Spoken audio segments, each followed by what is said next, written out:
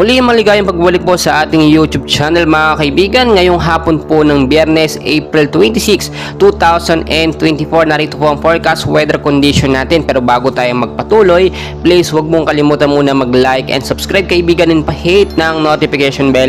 Maraming salamat po. Patuloy pa rin po natin binabantayan ito pong easterly sa ilang bahagi po ng ating bansa, no? O yung mainit na hangin galing sa karagatang Pasipiko. Posible po ito magbigay ng pag-uulan, no?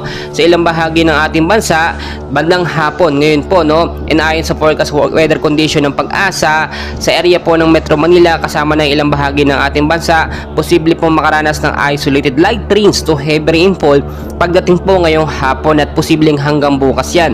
Kahit po sobrang init ng ating nararamdaman, which is pumalo po ngayong araw, no? Ang heat index natin sa pinakamataas po 36 degrees Celsius po sa Metro Manila po yan mga kaibigan, at medyo mababa naman doon sa Visayas at Mindanao. Kahit po sobrang init ay itong easterlies, no, ay posibleng mas pababain pa yung init mga kaibigan. Dahil kung matatandaan po ninyo, last 2 days or kahapon, mga nakaraan, sobrang bigla ang pag-uulan po ang ating naranasan, especially sa piling lugar sa Metro Manila, dyan sa may Pasig, Quezon City, Caloocan at Bulacan. So sa mga lugar po na hindi pa nakakaranas ng pag-uulan, maghintay lamang po kayo dahil may ibsan din yung init na inyong nararamdaman. So ngayon po, wala pa naman po tayong minomonitor na sama ng panahon or bagyo na nakapasok po sa Philippine Area of Responsibility. Pero good thing po mga kaibigan, may mga minomonitor tayo ng mga cloud cluster sa labas po yan ng PAR.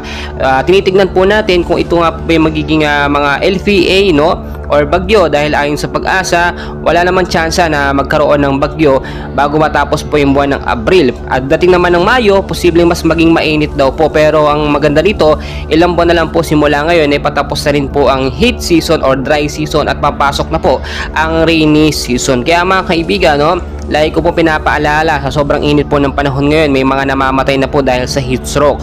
Ugaliin po magdala o magbaon lagi ng tubig na malamig, payong, sombrero, no, towel, panlaban po yan sa mainit na panahon. Please mga kaibigan, huwag kalimutan mag-like and subscribe for more weather updates. Marami